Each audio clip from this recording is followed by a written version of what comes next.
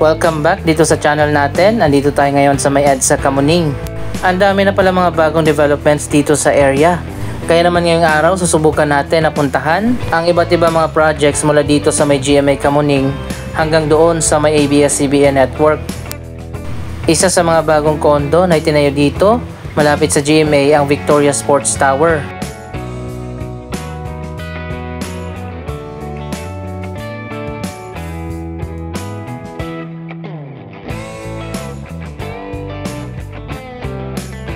At dito naman sa kabila ang bagong Studio 7, isang mixed-use project ng Philinvest. Dalawang building ang itinayo dito, isang office tower at isang residential building sa likod.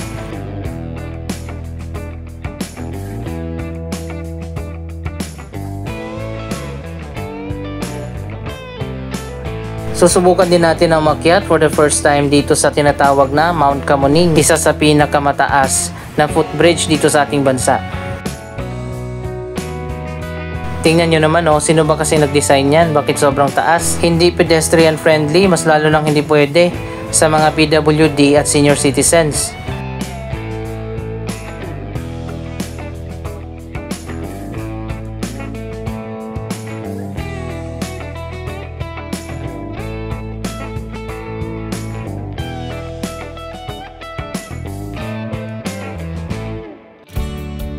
Dito sa ating bansa, ang mga pedestrian talaga ang kawawa at kailangan na mag-adjust. Ang mga pedestrian ay tinuturing na mga second-class citizens. Totoo naman yan.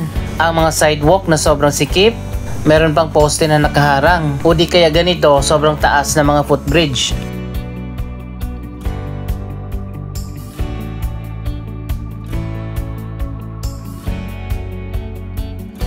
So ayan guys, simulan na natin ang hiking dito sa Mount Kamuning.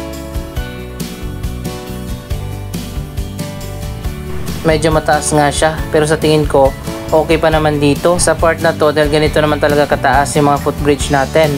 Ewan ko lang dito sa taas, baka nakakahingal na at nakakalula. So far okay naman yung pag-akyat at dito naman tayo sa pinakamataas na part ng footbridge.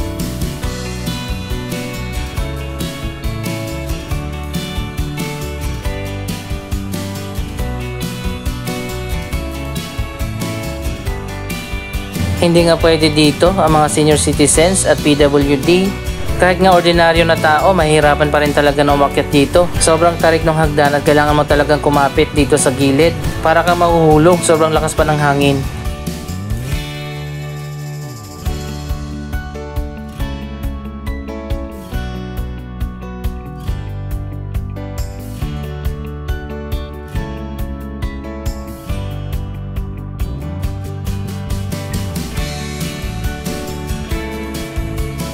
Wow naman, para ka nang nasa taas ng bundok. Ito na yung mga bagong developments dito, ang Studio 7 ng Philinvest. Office building dito sa harap at nasa likod naman yung residential building.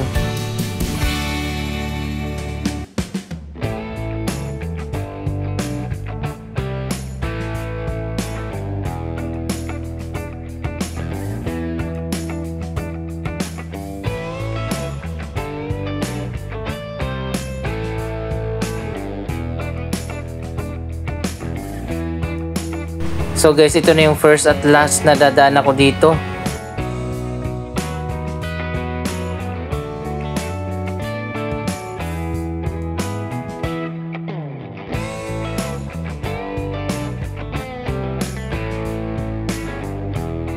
By the way, kitang-kita nga pala natin dito ang bagong headquarters o main office ng PSA o Philippine Statistics Authority na kamakailan lang ay lilipat na dito sa bago nilang headquarters.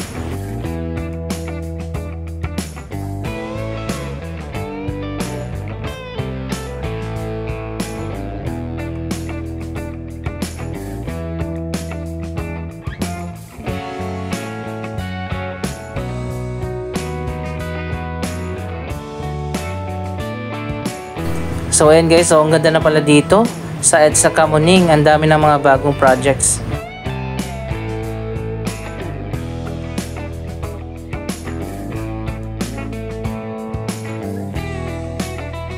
Isama nyo na sa inyong bucket list ang pag-akyat dito sa Mount Kamuning.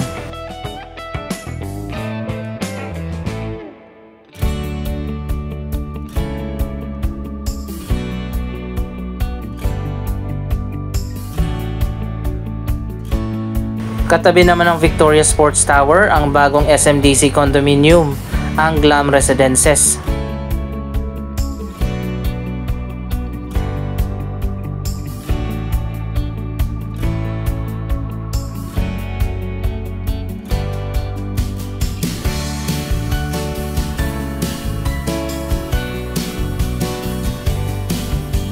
Malapit na rin palang matapos itong Glam Residences ng SMDC.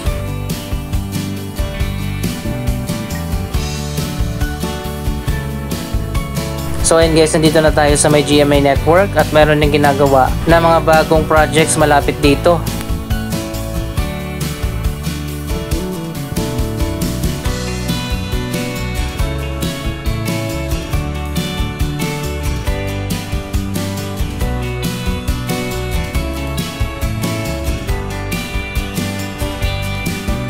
Ito ang GMA Network Center at dito sa unahan ang Victoria Arts and Theatre Tower na sinisimulan ng itayo ngayon.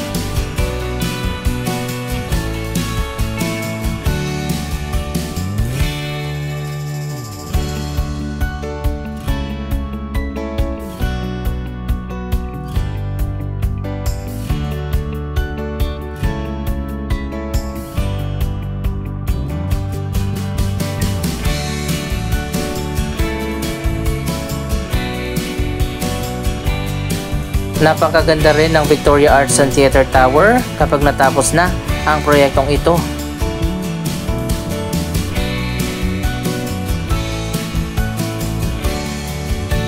Magkakaroon dito ng grand lobby, theater, studio, at iba pa mga arts and entertainment venue. Sa taas naman ang residential building.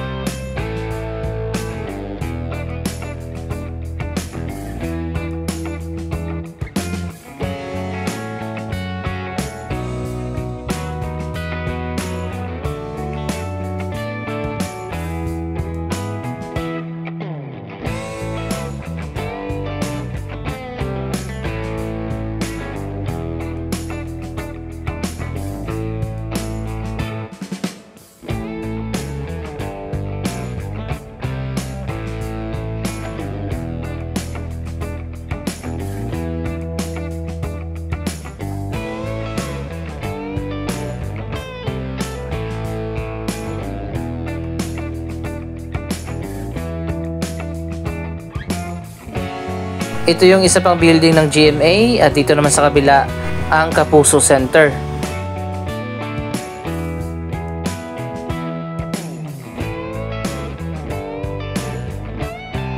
Malawak pala dito sa likod ng SMDC Glam Residences. Malapit na pala itong matapos oh.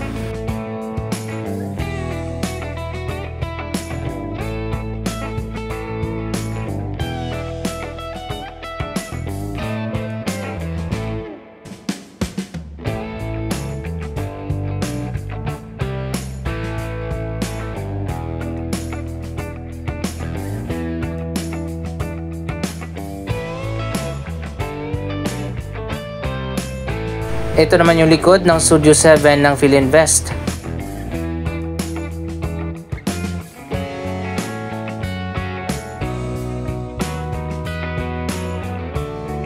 Ngayon naman nandito na tayo sa may Sergeant Esguerra Street. Papunta na tayo sa ABS-CBN.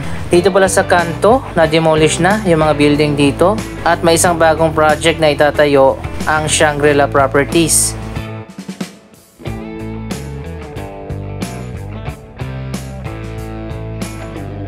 Isang high-end na residential building ang itatayo dito. Pero sa ngayon wala pa tayong idea kung ano ang design ng building.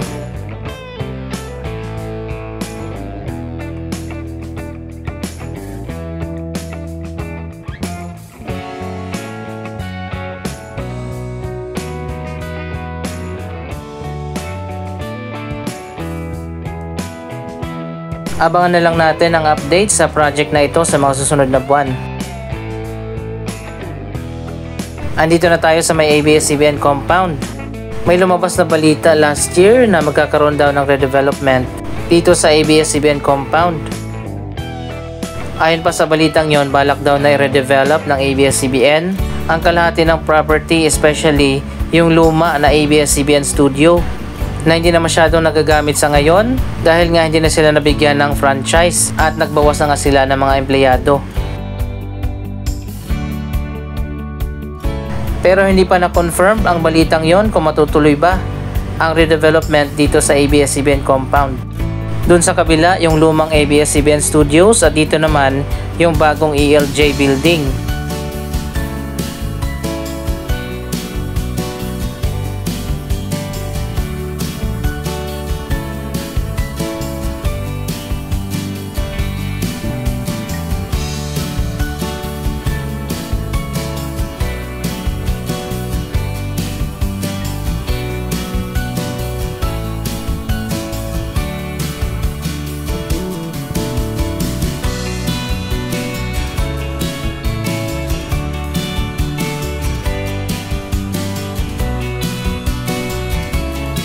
Dito naman sa unahan ang Pinoy Big Brother House na nagkaroon ng demolition sa extension nito.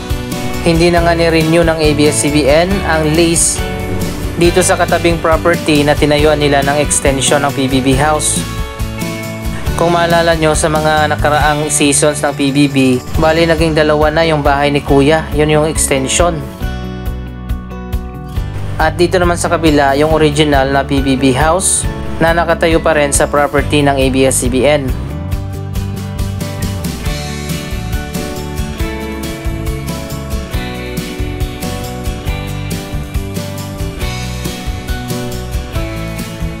By the way, ayon pa sa latest announcement, muli magbubukas ang bahay ni Kuya at magkakaroon ng audition sa bago nitong season na tatawagin na PBB Gen 11.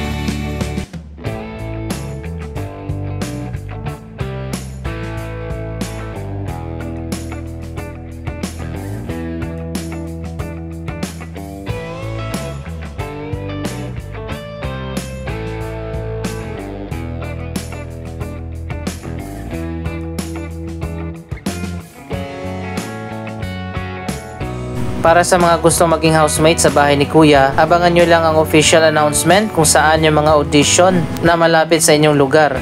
Dito naman sa kabila, katabi ng PBB House, ang activity area.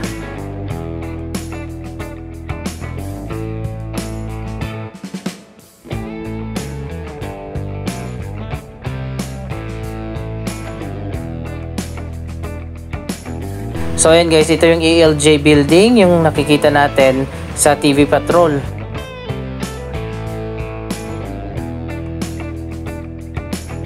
Katabi pala nito yung isa pang building ng Batay Bata 163, Sagip Ka Pamilya, Bantay Kalikasan at ABS-CBN Foundation. Yan ang Gina Lopez Building.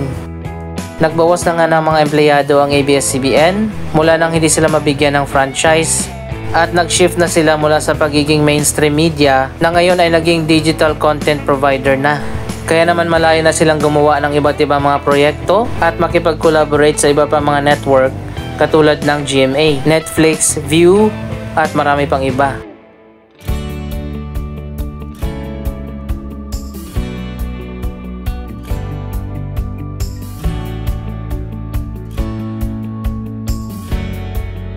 Ito yung ABS-CBN Tower na ginagamit noon sa broadcasting nung meron pa silang franchise. Ngayon yata ay nirerentahan ito ng All TV ni Manny Villar.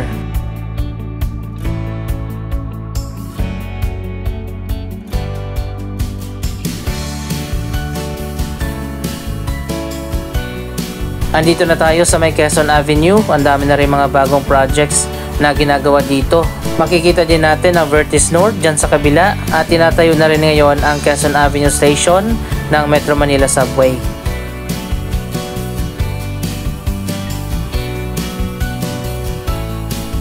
May isa pang bagong condo dito sa may Quezon Ave.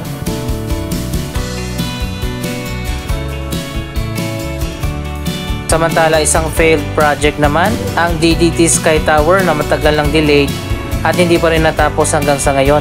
Ano masasabi nyo sa mga latest na development dito sa area na ito? Mag-comment lamang yan sa baba ng inyong mga reaksyon. Maraming salamat sa inyong panonood. Don't forget to like, share, comment, at subscribe. Thank you for watching!